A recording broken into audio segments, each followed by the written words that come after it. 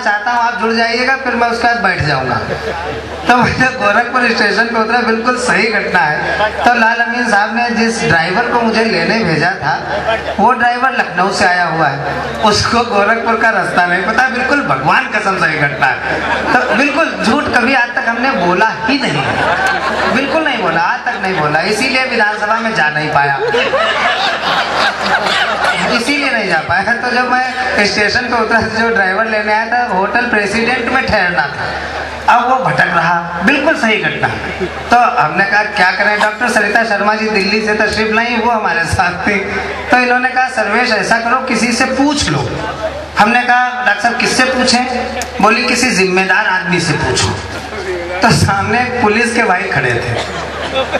हमने कहा इनसे ज्यादा जिम्मेदार कौन होगा? बिल्कुल भगवान कसम से हमने इनसे ज्यादा जिम्मेदार कौन होगा। हम उनके पास गए, गाड़ी रोकी, हमने कहा भाई साहब ये होटल प्रेसिडेंट कहाँ है? वो हमको देखते रहे और चल दिए। बिल्कुल भगवान कसम से वो हमको देखते रहे और चल दिए। बोले किसी आदमी से पूछ लो। अरे गजब, हम परेशान। हमने डॉक्टर साहब से कहा डॉक्टर साहब ये क्यों कह रहा है किसी आदमी से पूछ लो? तो डॉक्टर सरिता शर्मा जी ने मेरी आंखें खोली। बोली इसका अपॉइंटमेंट उस समय हुआ होगा जब वो मेयर थे। एक बार खुल के ताली बजाइए। मैं थोड़ी देर आपको मस्ती देने के लिए खड़ा हूँ, थोड़ी देर बस, थोड़ी देर बाद। बहुत ही बढ़िया। तो मैं घबरा गया, भाई ये कैसे कह रहा किसी आदमी से पूछ लो? क्या पुलिस आदमी नहीं होती? अच्छा, उत्तर प्रदेश में हमारे यहाँ अगर पुलिस के लोग आते हैं तो कहा जाता है पुलिस आई है। एक एक लफ्ज में मस्ती लीजिएगा। देखिए मैं लखनऊ का आदमी पूरी मस्ती के साथ। तो जब पुलिस के लोग आते हैं कहा जाता है पुलिस आई है। जब पुलिस के लोग खड़े होते हैं कहा जाता है पुलिस खड़ी है। तो पीछे मुझे खड़ी हुई दिख रही है। जब पुलिस के लोग चले जाते हैं कहा जाता है पुलिस चली गई। तो जो आई है, आप खुल के ताली बजाना, जो आई है, जो खड़ी है, जो चली गई, वो आदमी कैसे हो सकती है? नहीं हो सकती है। लेकिन हमको पहुंचने की बहुत जल्दी थी, होटल लेट हो रहे थे हम। तो आगे बढ़े। डॉक्टर साहब ने, सरिता जी ने कहा कि सर्वेश फिर किसी से पूछो। तो सामने एक नीली जीप खड़ी थी, उस पर पुलिस लिखा था। बड़े पुलिस बैठे थे उसमें, बड़े पुलिस बैठे थे। तो हमने कहा ये जरूर बता देंगे। हमने कहा भाई साहब ये होटल प्रेसिडेंट कहाँ है? वो बोले क्यों? हमने कहा हमको वहाँ जाना है। बोले क्यों? हमने कहा हमको वहाँ रुकना है। बोले क्यों? हमने कहा आज कवि सम्मेलन मुशायरा है। बोले क्यों? हम समझ गए कि ये असली पुलिस का अफसर है जिसको ये ना पता हो कि हमारे शहर में कब क्यों और क्या हो रहा है। हमने कहा भाई साहब हम तो कवि हैं, शायर हैं। तो उसने को ऊपर से नीचे तक देखा। भगवान कसम सही घटना है, तो ऊपर से नीचे तक देखा। बोला तुम शायर हो, कवि हो? देखने में तो आतंकवादी लगते हैं। तो हमने उससे पूछा आतंकवादी होता क्या है? जितने पढ़े लिखे लोग बैठे हैं वो सब जुड़ जाएं। और तंज की बहुत बढ़िया बात मैं कहने वाला हूँ। हमने पुलिस अफसर से पूछा महोदय बता सकते हैं? हमने पुलिस अफसर से पूछा महोदय बता सकते हैं ये आतंकवादी किसे कहते हैं? महोदय बता सकते हैं ये आतंकवादी किसे कहते हैं? वो बोले हत्या कर दो। हम घबरा गए। वो बोले हत्या कर दो। आखिरी लाइन पकड़ लीजिएगा, अगर आप लोग पढ़े लिखे होइएगा तो पूरा हुजूम ताली बजा देगा, ये मुशायरा ऊपर उठ जाएगा। हमने कहा बता सकते हैं ये आतंकवादी किसे कहते हैं? वो बोले हत्या कर दो। पकड़े गए तो अपराधी, वरना आतंकवादी।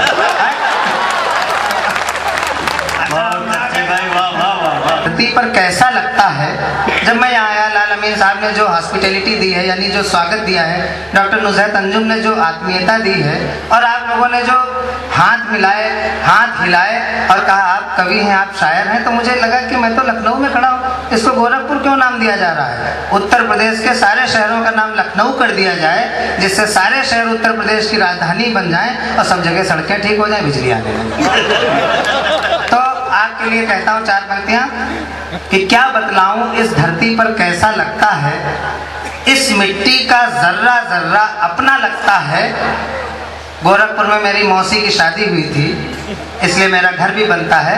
क्या बतलाऊं इस धरती पर कैसा लगता है, इस मिट्टी का जर्रा जर्रा अपना लगता है।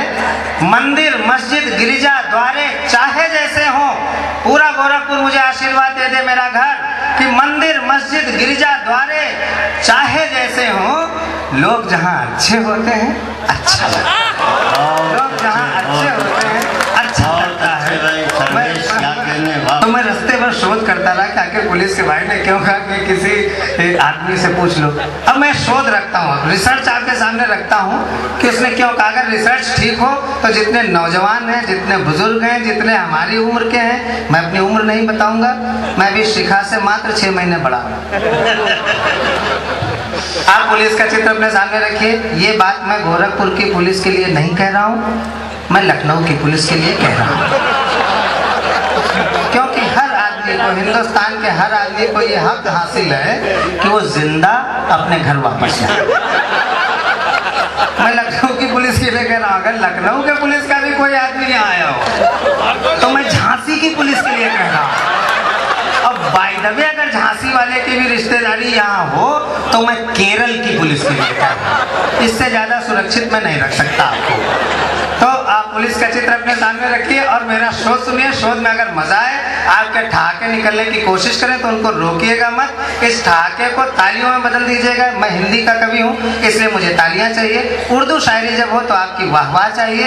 ये जो है संस्कार होता है कवि सम्मेलन मुशायरे का। आप पुलिस का चित्र रखिए और जो यहाँ पर पुलिस वाले हैं वो कृपया मुझे जिंदा लखनऊ इंटरसिटी में बैठ जाने दें और वो चल दें। उसके बाद हमें कोई चिंता नहीं, फिर तो हमारे साथ रईस अंसारी साहब रहेंगे, वो अपना निपटते रहेंगे। पुलिस का चित्र अपने सामने रखिए। शोध सुनिए कि पुलिस जो टोपी लगाती है, टोपी मुअन्नस यानी स्त्रीलिंग। पुलिस जो टोपी लगाती है, टोपी स्त्रीलिंग। पुलिस जो वर्दी पहनती है, वर्दी स्त्रीलिंग। पुलिस जो सीटी बजाती है, सीटी स्त्रीलिंग।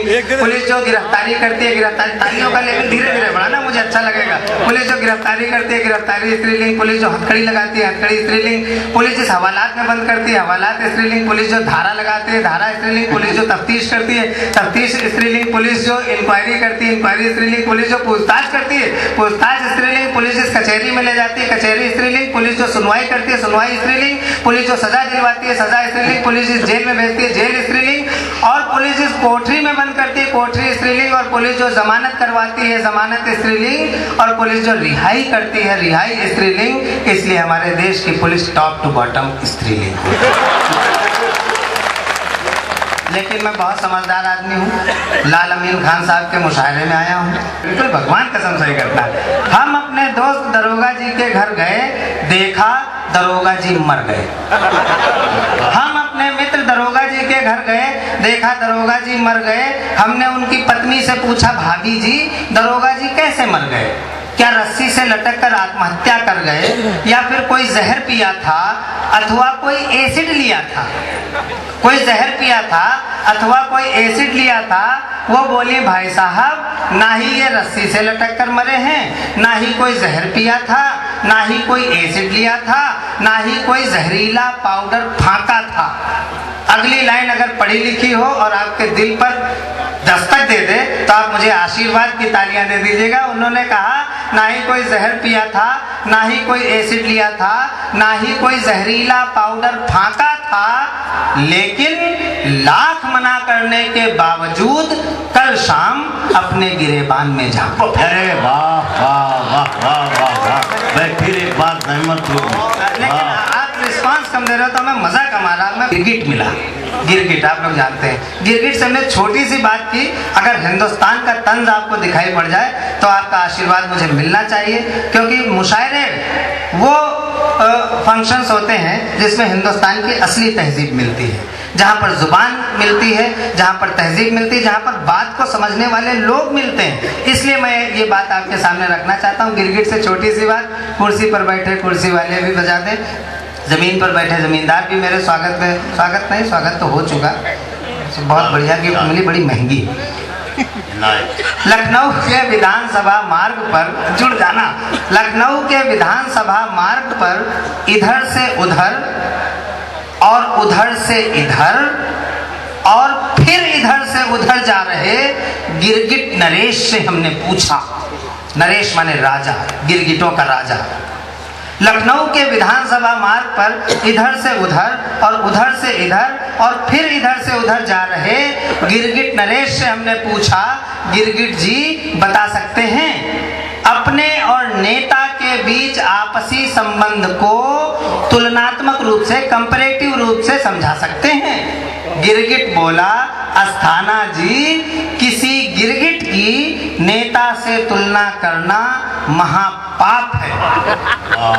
अगली पंक्ति मैं जानता हूँ आप तालियों में उठा लेंगे। गिरगिट बोला, अस्थाना जी, किसी गिरगिट की नेता से तुलना करना महापाप है, क्योंकि रंग बदलने के मामले में नेता गिरगिट का बाप है।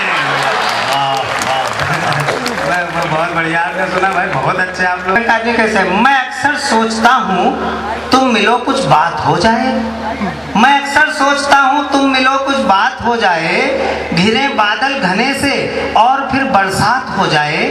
मैं अक्सर सोचता हूँ तुम मिलो कुछ बात हो जाए, घिरे बादल घने से और फिर बरसात हो जाए।